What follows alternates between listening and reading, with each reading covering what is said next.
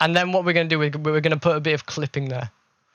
You'll see I've got the output minus 0.1.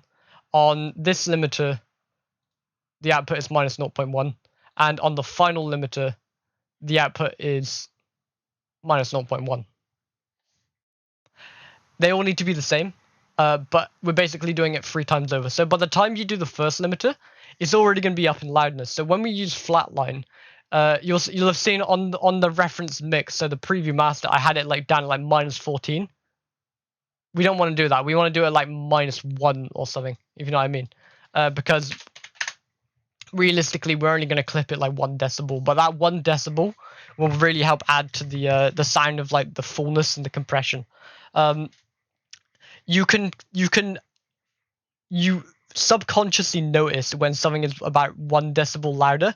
When something is 2 decibels louder, you can basically say, oh, that's definitely louder than the other thing. When it's 3 decibels, you say that's significantly louder. When it's like something like 5, you basically say, oh, the other one's the wrong volume, if you know what I mean. So we're talking about subconscious levels of loudness here.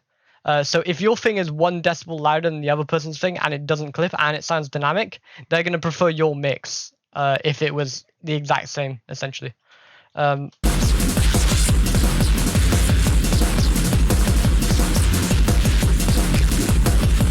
Now I could get into like clipping a bit more. It's like clipping curves are kind of weird. There's for stuff that's quite punchy like this, I normally just keep a hard clip.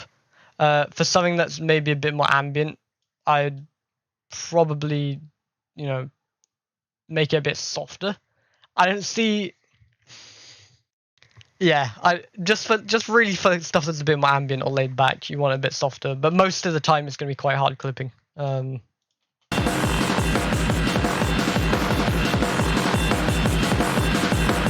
And then the final limiter. When you clip, it's going to change the transient characteristics a little bit. We can actually listen to what it's taking away if you use flatline.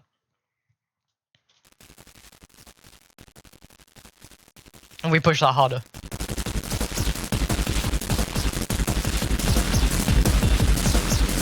So we notice when we push that really, really hard, it's taking away actual like harmonic elements. Where you basically only want the clipping to take away like the tops of like kick and snare transients like this.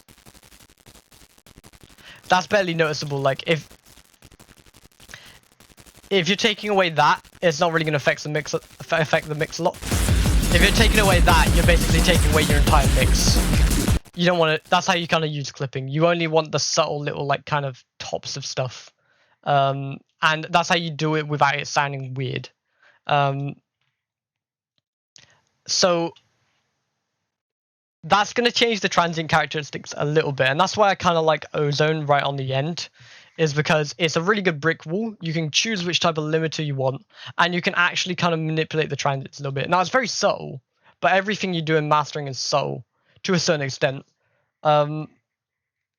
It's essentially, it's subtle, but you have control of the whole waveform. So you're going to make subtle moves, but it might not sound like a lot on its own, but when you compare it to other references, and I'll go on that in a sec, and this is a really crucial thing, it doesn't sound like a lot when it's by itself, when you A and B it to itself, but when you compare it to other references, you will hear the differences a lot.